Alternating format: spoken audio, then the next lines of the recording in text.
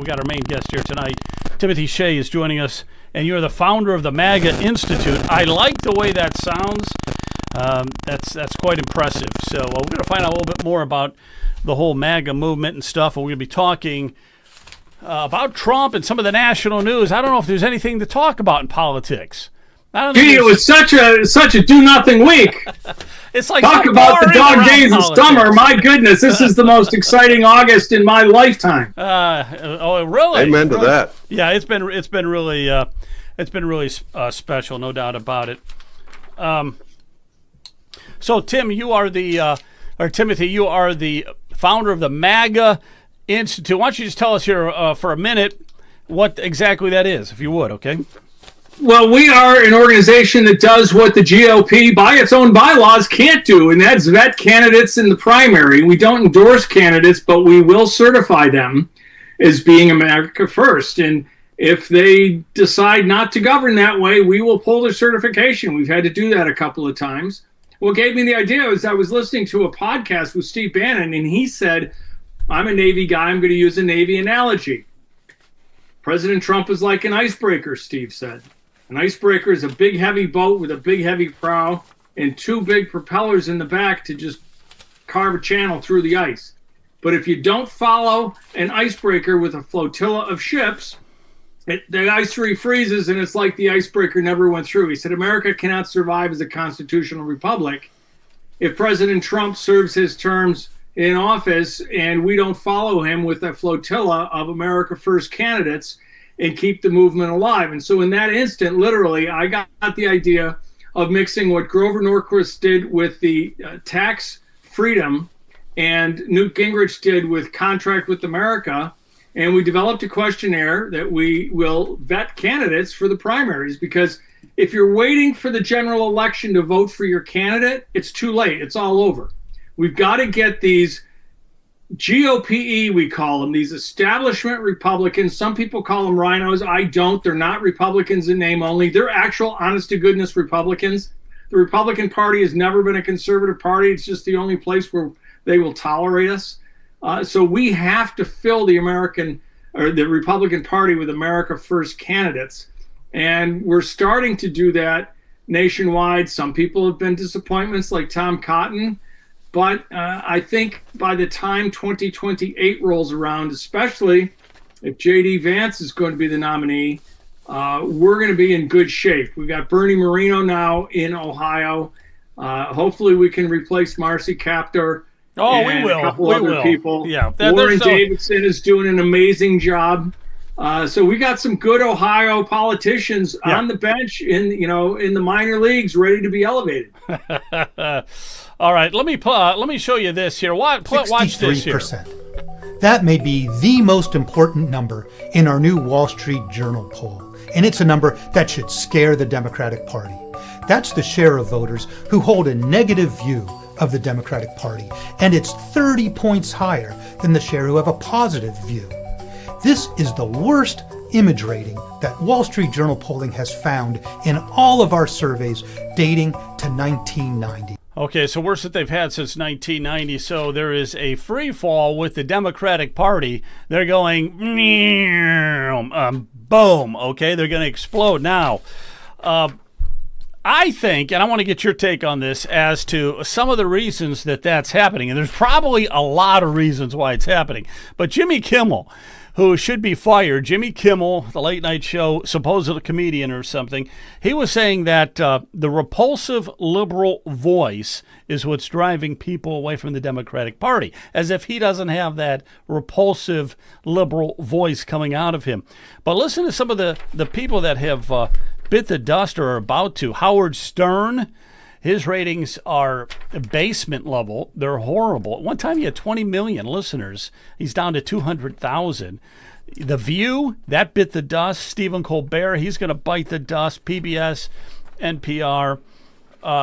So let me ask you there, Stephen, is that the problem there, do you think, or is it something else? Is it that repulsive liberal voice that's killing their own party, or something else? What would you say? Stephen? Yeah, Stephen, yeah. Oh, I'm sorry, Timothy. Sorry, No, Steve. Sorry, Steve. Yeah. I was waiting for Timothy. Steve to speak up. Timothy, it's you. There is no Steve, by the way, anywhere on this panel.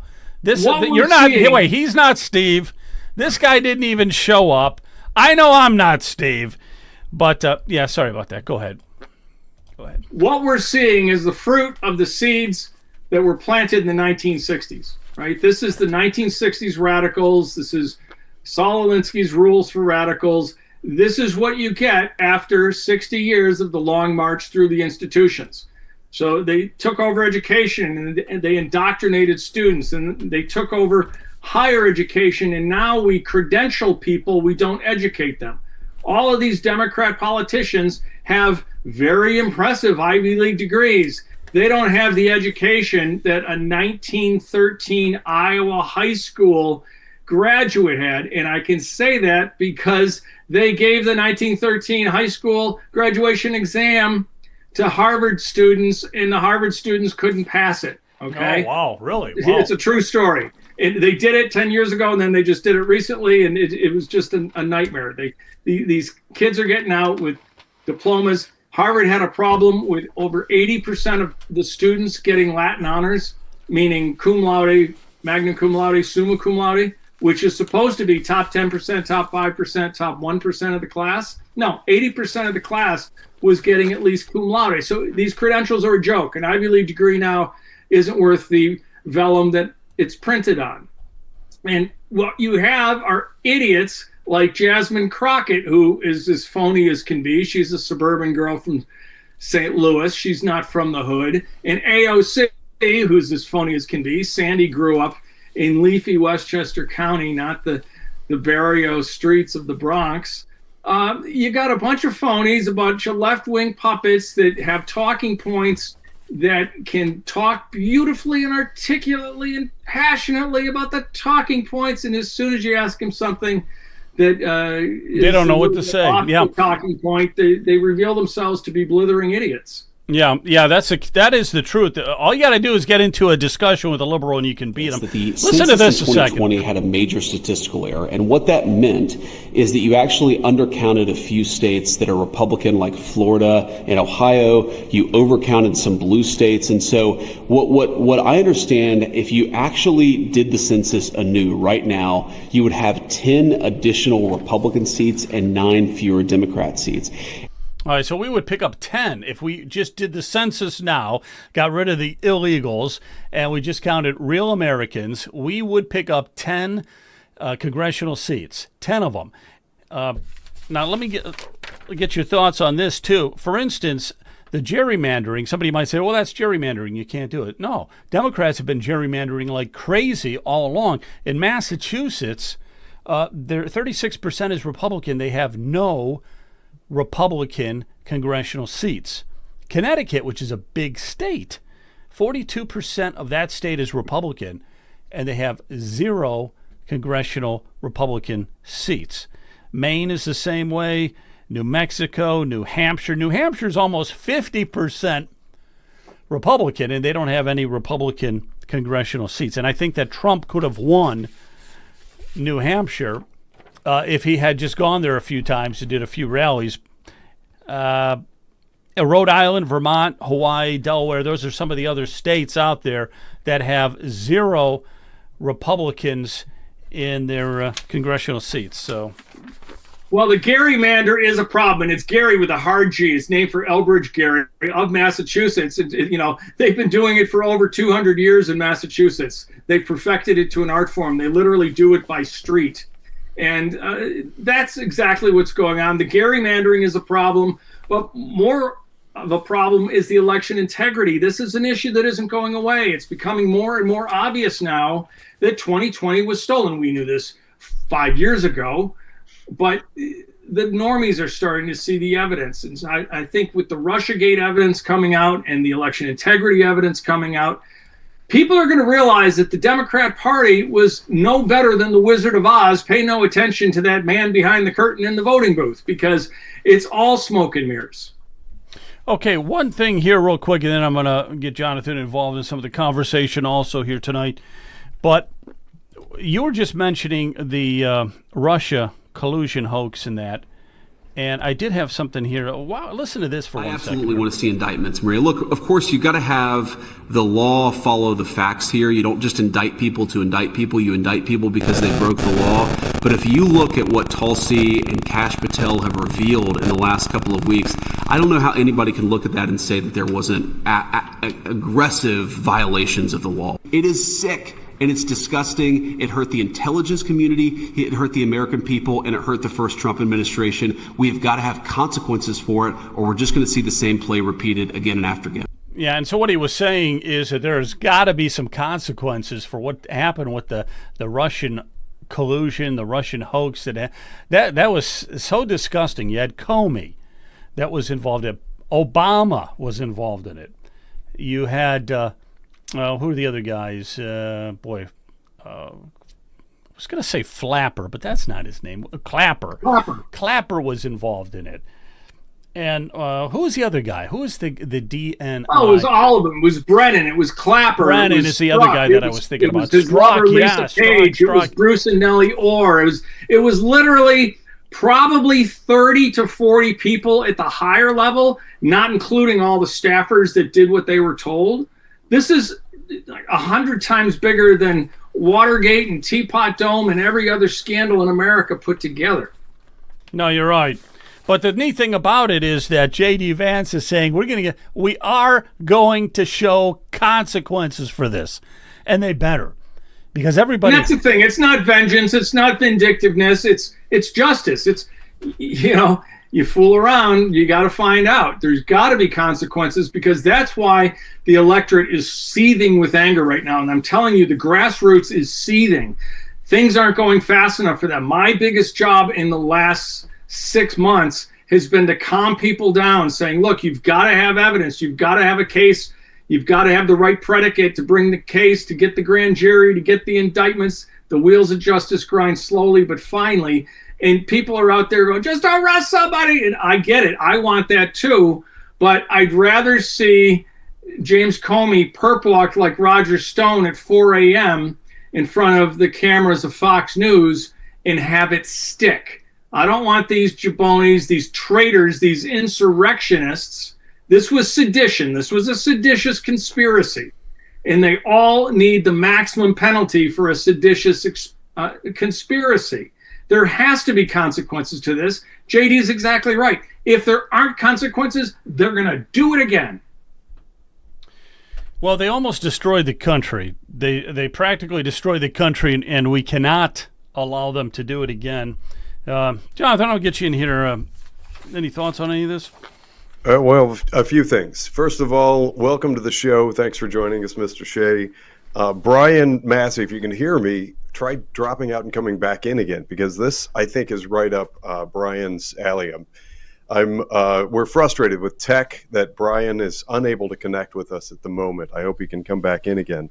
But I have something that during your opening comments I was listening for, and I didn't hear it. I'd like to ask you, Mr. Shea, about more detail on how you envision primarying bad actors within the Republican Party, and how we actually build a true conservative base within the Republican Party, whatever you want to call it. MAGA, America First, Trump aligned. I've heard all those terms. And what I'm fishing for specifically, if you follow precinct strategy, I happen to be an advocate of that. Dan Schultz and I have been coaching the nation for 2 years on precinct strategy, which encourages people to get involved at the local level in politics. And candidly, I'd like your feedback on this and your opinion as the spokesperson of the MAGA Institute. It's my belief that all of that stuff that we see on social media, all the talk of primarying people and getting better candidates and replacing, all of it amounts to nothing but just a bunch of whistling in the wind until and unless enough of us get involved and reclaim the party from within. That happens to be something I ascribe to. I'd like your feedback on that. Well, I agree with you wholeheartedly. That's the only way forward, I'll say, Jonathan. And we're seeing success in Weston, Florida. Okay, Debbie Wasserman Schultz's hometown. We had a group down there. They stood out on the street corners in front of Home Depot all through July, all through August, and they flipped 3 city council seats and the mayor's seat to Republican in Debbie's hometown. And Debbie almost lost that election, but the candidate wasn't strong enough, didn't have a strong enough organization. So precinct strategy is the only way forward. And my partner, Brooke McGowan, and I have been advocating this for decades, literally. I've been encouraging people. I was a town Republican committee member and a delegate to the state convention. You got to get involved. You got to get a group of people to take over your local precinct committee and then get the precincts together and take over your county committee. And it can be done. Joe Powers is doing it in Rhode Island. Okay, they've had tremendous success using precinct strategy in Rhode Island. Joe Powers, Alan Myers, they call him the chair of chairs. What his job is to oversee all the county chairmen. Rhode Island is actually a success story. You just haven't seen it yet in the national elections. But there's great things going on in Rhode Island, in Florida, in other states, and we need this to become nationwide. This isn't whistling in the wind. And of course, as you know, Jonathan, politics comes down to money. So eventually, the president's going to have to become the biggest America First fundraiser. We got to stop giving our complete and total endorsement to rhinos like Tom Tillis's handpicked successor in North Carolina. Instead of a grassroots America First candidate, we're going to have another GOP Tom Tillis in North Carolina. Whoever is advising the president on his nominations, he needs somebody else in his ear, at least a countervailing opinion. Let him make the decision, but at least get the other side of the story, because these endorsements have been abysmal. Yeah, I completely agree. You may know this already, but on February 22nd, 2023, I think, Trump actually released a statement on precinct strategy, really excited about it, saying this is the way that we reclaim and give ourselves a party, a conservative platform, and rebuild the Republican Party so that it can look like something distinctly different and unique from I call them the Democrat Neo-Communist Party, the DNC. But it was a great comment, and everyone got very excited about it, myself included. But then it's been really crickets from the Trump administration since, which is really frustrating. So it sounds like you and I are cut from the same cloth and see things the same way. We've got the same vision for getting grassroots, we the people, involved all across the country at the local level. And just a comment for our audience, it's estimated right now that about half of Republican seats are vacant because nobody bothered to run, which means that about half of our nation lacks a local representative of the Republican Party. If we fill those seats with better people, with good constitutional conservative MAGA type, then the world's our oyster. We can accomplish such great things. So I'm so glad to hear that you agree with that prognosis. I did actually capitalize on the sort of general understanding, the general use of the term rhino, or recently we've been calling them trans-democrat. And I don't disagree with your comments about rhinos. But because it sort of gains some public traction, I actually started Ohio Rhino Hunters. I run that on social media. But the purpose and part of the point in my question is where it comes to some of the bad actors, whatever they are, whatever they're either feckless or just don't show up, they don't have a spine, whatever it is. I think simultaneously we should have some strategy that we're working on that puts the spotlight on those people and gets them out of those offices. Do you agree? We need to bring shame back to the public square. These people do the most outrageous things, and they are completely shameless. We need to bring shame back to the public square. You're exactly correct. It needs a 100-megawatt light shined right on them. And again, we need consequences. It's not a question of left or right anymore. It's a question of America or communism. You know, one of the things, too, would be that the social media, I think, is out there to shed more light on all of this.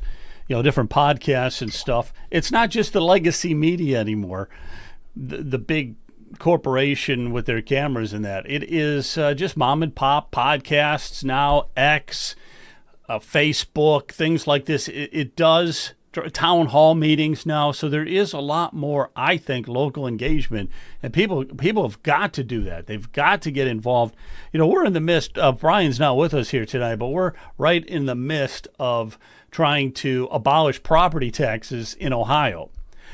We would be the first state to do that. Now, he's the ringleader of it, and I was hoping he'd be on tonight. We'd even talk a little bit about that. But that is a completely grassroots effort, and it's being fueled through social media.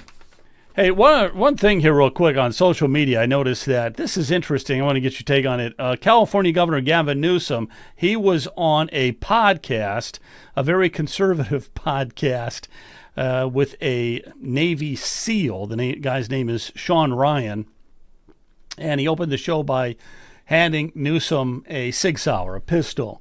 And Gavin Newsom is like, wow, that's really cool and everything. He's trying to become, what do you want to say, more Trumpian or conservative or something. Gavin Newsom, for crying out loud. That crazy nut. Also, Josh Shapiro out of Pennsylvania. He was on the Ted Nugent podcast, and he was all there discussing hunting. And he says, yeah, I'm not a hunter or anything, but I think hunting is great. A lot of hunters in our state. So they had a whole discussion about hunting, and now he's opening on Sundays. You're allowed to hunt in Pennsylvania. Apparently you weren't allowed to hunt on Sundays in Pennsylvania. I don't know. But also, Rahm Emanuel was on the Megyn Kelly show. Now, you'd never thought that, right? And they were talking about transgenderism. And Rahm Emanuel was saying that a man cannot become a woman. So, any thoughts on that? It just sounds like the Democrats have become so desperate now because what they've been, their platforms and everything aren't working, that they're trying to, become more conservative maybe. I don't know. At least I think it's all phony, but they're trying. Yeah, I'm a free speech absolutist, and I think it's great that those podcasts, Sean Ryan, Megyn Kelly, or having Ted Nugent or having them on, let people see them for who they are. They're as phony as a $3 bill, and everybody can see it. Tim Walz couldn't even load his own shotgun. No, allegedly, that was his own shotgun, and he didn't know how to load it. So there's the Elmer Fudd meme. I mean, we had Woodstock with Mike Dukakis back in 1988 when he put on that helmet and rode in the tank, and he got the Woodstock memes. And Tim Walz just walked right into the Elmer Fudd meme. I say give him more airtime. Let's hear these people for who they really are. I trust the intelligence of the American voter. All right. Timothy, anything you want to say in closing, or you can stay on? I have another guest coming on. You're more than welcome to stay on if you'd like, or if you have to go. Then unfortunately, I do have to jet, but I'd love to come back. I've enjoyed the conversation. I think we've got a lot more to talk about. I know you have a ton of stuff to talk about, so definitely would like to have you on again. Anything you want to say in closing? What's that? I was just going to ask for a call out from Mr. Shea. What's a call to action? Where do people find you? What should they be doing to help make America great again? Don't do what we do on social media, which is speak the truth, because we've been completely deplatformed. Mr. Free Speech, Elon Musk, 2 years in, still won't restore my two big X accounts at MAGA_Institute and at TimboTim62. So, we're in the business. We're in the middle of trying to rebuild our platforms and letting people get in touch with us. But what you can do is contact your local GOP precinct. Find out where your precinct is, find out where the meetings are held, find out when they're held, and go, not by yourself, but take 5 or 10 of your friends, and then find out when the elections are and flip that precinct to America First if it's not already. And then talk to other people in your area and help them flip their precincts. And when you get enough precincts flipped, you flip your county. This isn't a 5-day strategy. This is a 5-year strategy. But at the end, you're going to have an America First Republican Party in your state. And, we're happy to help you do it. Timothy, one last question.